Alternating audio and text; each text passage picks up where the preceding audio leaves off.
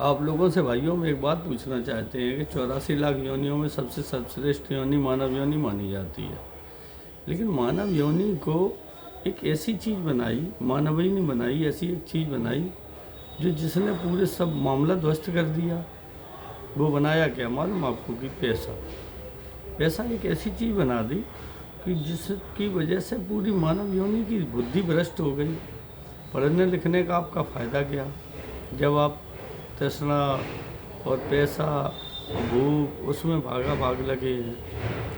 क्या किस बात के लिए योग हो गए। दूसरी चीज़, आप हमें एक बात ये बताओ कि हमें एक बात समझ में नहीं आई।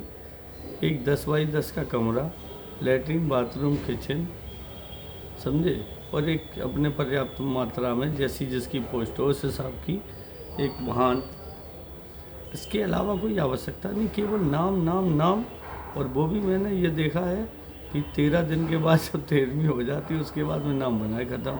अब किसी बच्चे की सनौब में लिखा रह जाए तो वो एक अलग की चीज़, नहीं तो नाम बिल्कुल ख़त्म हो जाता है। इतनी इस होड़ में इंसान आखिर क्यों भाग रहा है, ये मेरे आज तक पल्ले नहीं पड़ पाया। और दूसरी चीज़ ये है कि बचपन से लेके पहले एक डर और भय में पूरी ज़िंदगी आदमी गुजार देता है। एक तो सबसे पहले छोटे थे तो टीचरों का डर रहा, फिर ये रहा कि ये पास कर लें वो पास कर लें, पढ़ते लिखते रहे। उसके बाद में गृहस्थी में जंजाल में आ गई, शादी संबंध हुई, बच्चे हुए। अब फिर बच्चों का फ्यूचर दिखने लगा। अच्छा, तब तक अपनी जो आवश्यकताएं थी या शौक़ थे वो सब ख़त्म कर लिए तुमने। ख़त्म इस बात पर कर लिए कि अब ये बताओ अपने शौक़ करें कि बच्चों के शौक़ करें। चूँकि आवश्यकताएं ये तो इस तरीके की पड़ गई तो ये सोचा कि चलो अपना टाइम आएगा, तो अपना टाइम नहीं आया। फिर उसके बाद में जब बच्चों की भविष्य बनाया, बच्चों को भविष्य बनाते बनाते बच्चों का भी बन गया।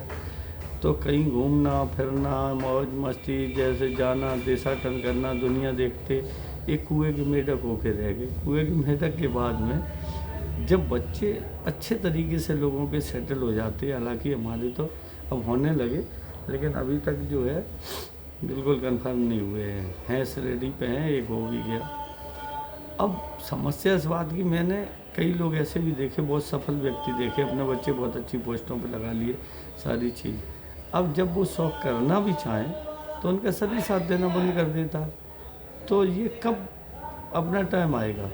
इसलिए मेरा मानना यह है, आप लोगों से भी मेरी राय है कि साथ साथ अपनी भी ज़िंदगी जीते चलो। इस चक्कर में मत रहना कि मेरा टाइम आएगा, अब अपना टाइम आएगा और अच्छा हो जाए, ये बना लें वो बना लें, ये कर लें वो कर लें।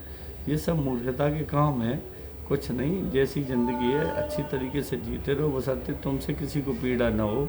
ऐसा कोई काम ना करो जो दौलत के चक्कर में 10 बाई 10 के कमरे की ज़्यादा तुम्हें ज़रूरत नहीं है। हकीकत में अगर देखा जाए तो एक दिन, मतलब 13वीं का दिन, जो 13 या 11 दिन के होते हैं, उनके बाद में सब भूल जाता आदमी, कोई याद नहीं रखता है।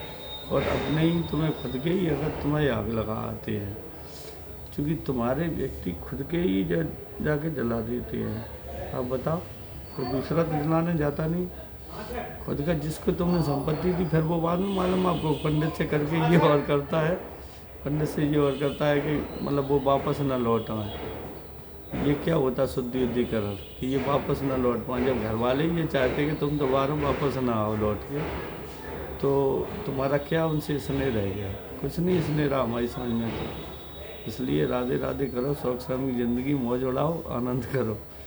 राधे राधे।